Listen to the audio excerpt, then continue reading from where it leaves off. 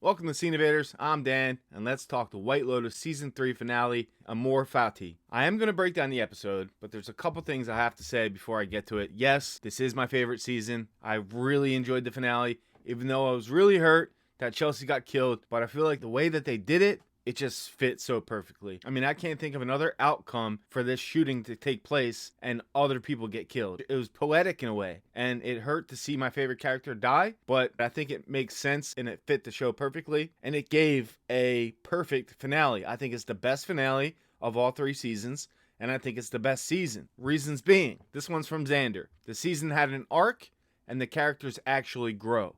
I agree with this. You see stuff that builds along the way, and at the end, mostly every character has changed or is about to change or died. I think the characters were very richly developed. The setting itself heightens the drama, and the music that they play along the way, great choices. The cinematography, fantastic. The sweeping drone shots, the shots of the resort, and in tight claustrophobic framing, it mirrored the characters' tension throughout the whole season. The writing this season digs a little deeper into the life of a privileged person, how they live and how they go about their lives. There's a bit with Piper I'm going to talk about later I really enjoyed in this episode. I feel like it cemented the Ratliff family in a way that was so well done. I couldn't see it being done a different way. I thought it was great. I just think the season as a whole created something that's better than the other 2 as a whole. I'll rate them at the end in order of my favorite to least favorite. Alright, so Amor Fati, which means love of fate in Latin, but Chelsea says it means this. It means you have to embrace your fate, good or bad. Whatever will be, will be. And obviously they go out together, so her saying this. And at this point we're linked, so if a bad thing happens to you, it happens to me. Makes the foreshadowing so good, really poetic in a way. I thought it was really well done.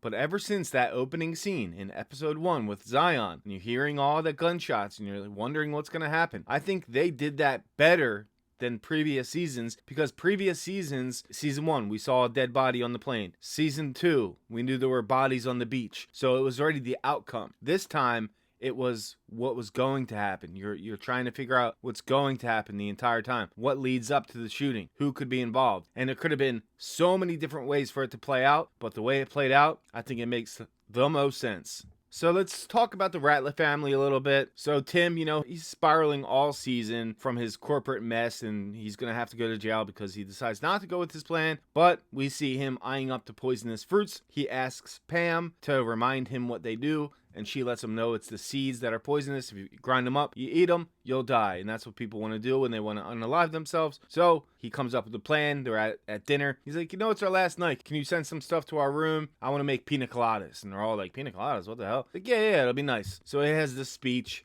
I couldn't ask for a more perfect family. We've had a perfect life, haven't we? He sits Lachlan out because earlier he asked Lachlan if he could live a life without everything he has, and he said he could, and he believed him, so he was going to spare Lachlan, which turns in a minute. They all take a sip, not enough to kill you though, not enough to get sick actually, no one got sick, so they're all doing it, and then he comes to it, and he's like, nope, I can't do this. He knocks it out of Saxon's hands, he blames it on the coconut milk, and that's that. But you saw the blender, it was like Chekhov's blender, right? And there's some left. You knew Lachlan was going to drink it. So the next morning, because of the talk that he and Saxon had, and how about that? They brought up the fact that he jerked him off, and he explained it in a way like it felt like you were left out, and you're all about getting off, and I just wanted to please you. And he's like, stop! Full of narcissists. Okay, dude. Let's just drop this. Like, forever, please. Okay? If you want to be a man, you got to do that yourself. I think that's why he was like, all right, I'm going to listen to my brother. I'm going to make myself a protein shake. Why don't you clean the blender out? Is a question I have for another day. That's ridiculous. He didn't clean the blender, and the poisonous seeds were still in there. And that's what led us to think he was dead for quite some time in the episode. He was dead for probably like 10 minutes, and then he wakes up in his father's arms while the other chaos is going on. But I thought Lachlan died. He seems to be quite innocent, even though he's got some problems. He could go see a therapist or something, because he's got some shit brewing under him. It looks like he's a monster in the making. But what I just heard from Patrick Schwarzenegger, I just saw it on Twitter, that they're thinking of making an all-star season of returning members of the White Lotus. So how would they do that? How would they get them all at a White Lotus hotel when they've all seen something fucked up happen while they were there? You know, maybe you have Lucia come back. Definitely Portia. She's for sure got to come back. You got to see what happens with her storyline. You know, definitely Belinda and probably Greg again, because Greg made it out unscathed. I mean, he gave up $5 million, and we'll get to it, but what do you guys think about that? Would you like to see an all-star version of the White Lotus with all returning members? I think that'd be pretty cool. But Tim's face when he finds out his son is alive is priceless. His whole subplot of wanting to unalive himself and his family members was really getting to me, and I was hoping it wouldn't happen. I'm happy he changed his mind. And then it's like, oh shit, I kind of caused my son to die because it was in the blender and I put it in the blender. That's my fault. It is kind of his fault for not cleaning it as well. But yeah, and he finds out he survives and he's like, oh God. And then they have that talk later on the boat. Hey, things are about to change. So he's finally manning up and he's coming to terms with his mistakes and what he did. And he's going to have to do some jail time. They're probably going to lose their house. Their assets are going to be frozen. They're going to have to live a much different life. So it would be interesting to see the Ratliff family in future seasons. I'm not talking season 4, but maybe 5 or 6 or something like that. Bring them back and see how they are after they've been living a much different lifestyle for a while. All right, Rick and Chelsea. Oh, man. All right, Walton Goggins, Amy Lou Wood, take a bow. Killed it. This whole season, you guys did great. But Rick was on his revenge quest for Jim, who turns out was his father. And I think if they would have had a talk about that, none of this would have happened. But they didn't. And Jim shows up at breakfast and he's trash talking his mom, flashes his gun. And then later on, while he's waiting to talk to his lady. I'm fine. I gotta go. You're really freaking me out. I'm just gonna go see my lady. What lady? The Indian lady. But she's busy with Zion and he can't. So he snaps. He tells Chelsea to get out of there. She doesn't in time. And then he grabs the gun, kills him because he thinks that he killed his father. Thinks he ruined his life. When all that guy had to do was say, hey, I'm your dad, dipshit. I'm your dad. But what he did is said, your mother's a liar. I didn't know she was a liar. I remember your mother. I knew she was a drunk and a slut. Didn't know she was a liar, too. If he would have just said that, this would have all never happened. So I blame it on Jim. I blame this all on Jim. So chaos erupts, crossfire going on. Chelsea takes a bullet. She dies. When I was watching, I was very upset.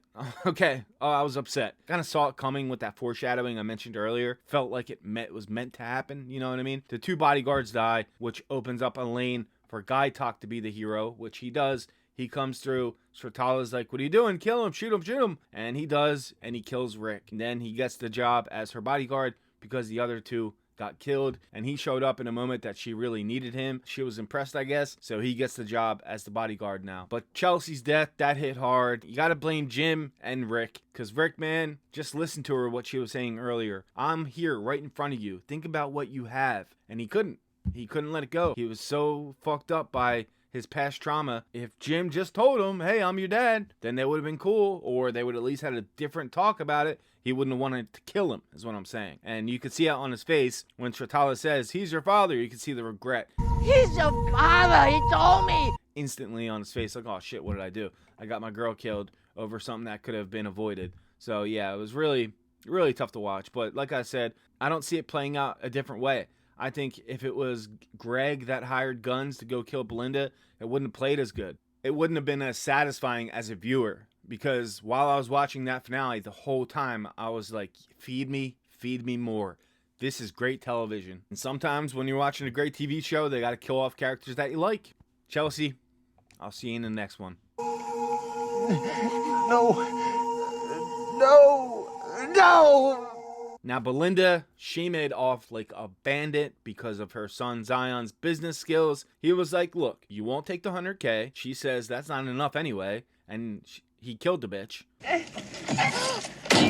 She slipped. Didn't really kill her, but caused her to be in the position to die. So yeah, he killed her in a sense. He did. And he's the son of a bitch, and he survives. And he's going to get to watch Chloe fuck some random guy so he can get off because of his past trauma with his mom. He's a weird fuck. But he survives, and he gets to live in Thailand with the rest of his $500 million. However much he has left, that was the agreement. Zion talked him into giving them $5 million. Uncle Sam's gonna be coming for half of that, but her life is still changed forever with that money, so she'll be able to open a business. I really felt bad for Porn Chai. The way she left him, she kind of just seemed like she was blowing him off when she could have been like, unless she didn't like the guy, it seemed to me like they actually had feelings for each other. But I feel like she could have delivered it in a way like, hey, listen, I'll call you. I'll explain.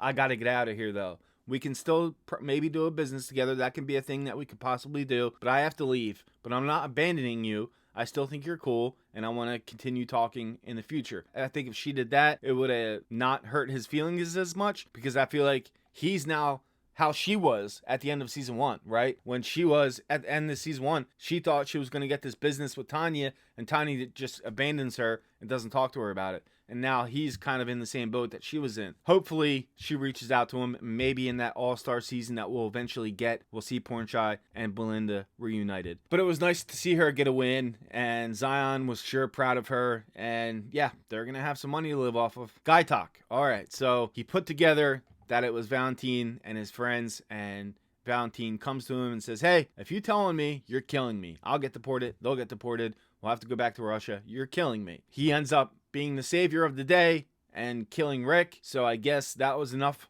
of a rush for him, or an accomplishment for him, that he feels like he did not need to report on the robbery. So he let Valentine go. As far as we know, we see Val and his friends partying in one of the final shots of the episode. So it looks like he let him go and he didn't tell on him. So that was a turn. I thought he definitely was going to tell on him. He just got a promotion. He's like this big bad security man now. He's got Mook. It looks like they're going to be together. It looks like he's just letting Val go, which I was surprised about. What about you guys? All right, the one I was most surprised about in this whole finale was the ladies. This whole time I've been talking to you guys, I've been saying they're not friends. Why are they acting like they're friends? And they end stronger than they probably ever were. Mostly because of Laurie, because of her speech. She says this to Jacqueline. I'm glad you have a beautiful face. She says this to Kate. And I'm glad that you have a beautiful life. I tried throwing my life into work. I tried throwing my life into love. But the only thing that gives me relevance really is time. I don't need religion or God to give my life meaning. Because time gives it meaning. And you guys have been there the whole time.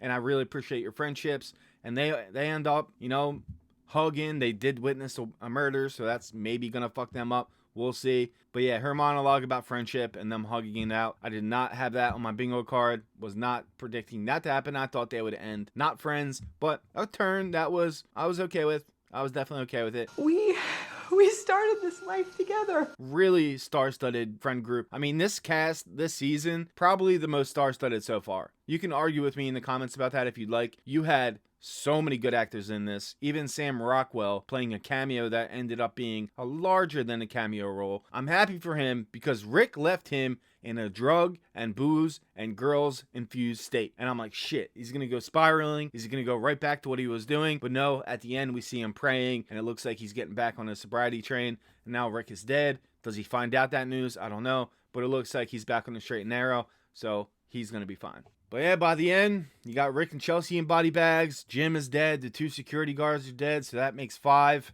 And Lachlan miraculously survived. I don't know how. I guess there wasn't enough poison left in that after all. It was just enough to make him really sick, not get knocked out for a little bit. But he survived. And I was actually happy he survived. I felt bad for him that he was dying. I was like, I don't like watching this.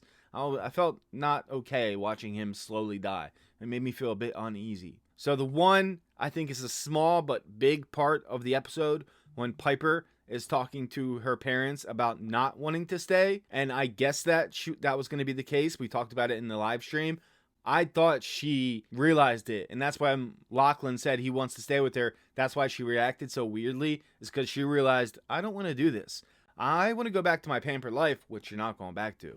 You're going to have a much different life. But the moment when she said that the room doesn't have AC. This with stains on it and no air conditioning. And you see Victoria looking like this. That's my girl. That's my little princess. And then they go to the jewelry shop. She buys her some jewelry. Oh, don't worry about the price. If it makes you happy, just get it. She's like, I got my baby back. It's not pathetic. No, Mom, it is. It is pathetic. And I don't know, I guess I am spoiled. And it was just such a moment that I was like, oh my God, this fucking family. But out of everyone, I think Saxon grew the most. And he's definitely going to lose his job because of what happened with his father. He was so tied in with his father's business. I think he's going to have a journey that we're going to definitely want to revisit. So hopefully he's in a future season of the White Lotus All-Star thing. I hope it's true. Even if it's not true, give me Portia and give me Saxon. I want to see those two. I want to see what's going on with those two. In the same season. In Belinda, too. I want to see what she does with all that money. And hopefully she reaches out to Porn Chai. Now, Chelsea's death was foretold. She says this. I think we're going to be together forever, don't you? And that became literal that next day. So her accidental death in the shootout after just reuniting with Rick, reaffirming their love, and he says to her, he agrees with her, he wants to be with her forever. He's like, that's the plan. And you see the look on her face, how happy she was. I was like, oh my God, she's definitely dead. Once I saw that happening, I was like, no way they end up in a happy ending now. No shot. It's way too happy. Something's going to go wrong. One of them's going to die, but they both die. So they go out together. She's the moral heart of this season, and her loss stings as much as it shocks. Chloe, who they were saying I love you to each other throughout the season. The last time we see Chloe, she's looking for a guy to bang in front of Greg, so he can watch. So it looks like she didn't give a shit after all. Guy Talk getting the promotion, but do you guys think that he's changed now? Because he said he don't want to hurt anyone, and Mook is looking sort of down by that. He's like, oh, we're going to go out again. She's like, oh, I'll let you know. But now that he got this job, they're definitely going to go out again. Do you think that he kind of lost a bit of himself by doing this and going through and killing Rick? Do you think he's changed forever now? Or do you think that he just did what he needed to do and he ultimately got the job he wanted to get? He tried to quit being the security guard earlier on in the episode. Now he's a full-on security guard for Sotala. So, I don't know. I think it's quite interesting, and we'll see what happens with him. Hopefully we see him again as well. The finale was a roller coaster. It was visually stunning. I mean, if you didn't like the season, you can at least admit that, can't you? It was shot so well. I mean, it looked great. I couldn't take my eyes away from the screen. I had to when Lachlan was dying, because that was just... And when he was jerking off his brother.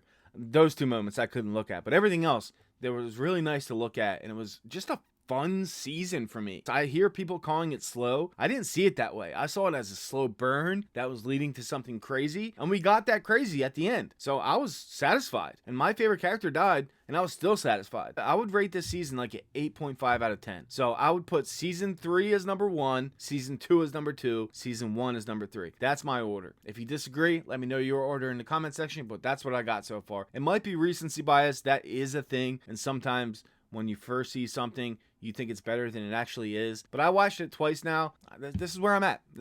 I've enjoyed the season all along. If you go back and watch any of my videos throughout this season, I was saying all along how much I was enjoying it. I don't think you'd be surprised that I'm saying it's my favorite season. I really enjoyed it. So that's the White Lotus season 3. Hey guys, drop in the comment section what shows you want us to cover next. It's not going to be just me next time. We have other members on this team. So what do you want us to cover? We have the finale of Yellow Jackets coming up. That'll be me and Felicia. And then we're going to do The Last of Us. And after that, we have our schedule open. What do you think we should cover? We're doing a giveaway when we hit 10,000 subscribers. We're giving away $200 on Venmo. So if you want a chance to win, just hit that subscribe button. We're trying to grow the community here, and we want to give back when we hit big milestones like that. That's going to be a constant thing on the channel. When we hit a milestone, we're going to give away some cash. We just appreciate you guys. But thanks for watching all along the White Lotus journey. I really appreciate you guys. I appreciate the comments all along. It's been a lot of fun to read, and I had a lot of fun covering it. And this is the first time I ever did something solo. It was a nice little journey for me, you know? These characters went through a journey. I went through a journey. It was fun. I turned in older age. My birthday was the other day. It was a cool experience. I enjoyed it. Thanks for being here throughout it, and I'll see you guys next time. Later. What you think I'm doing? I'm checking my count is what I'm doing over there, getting my hopes up. All right.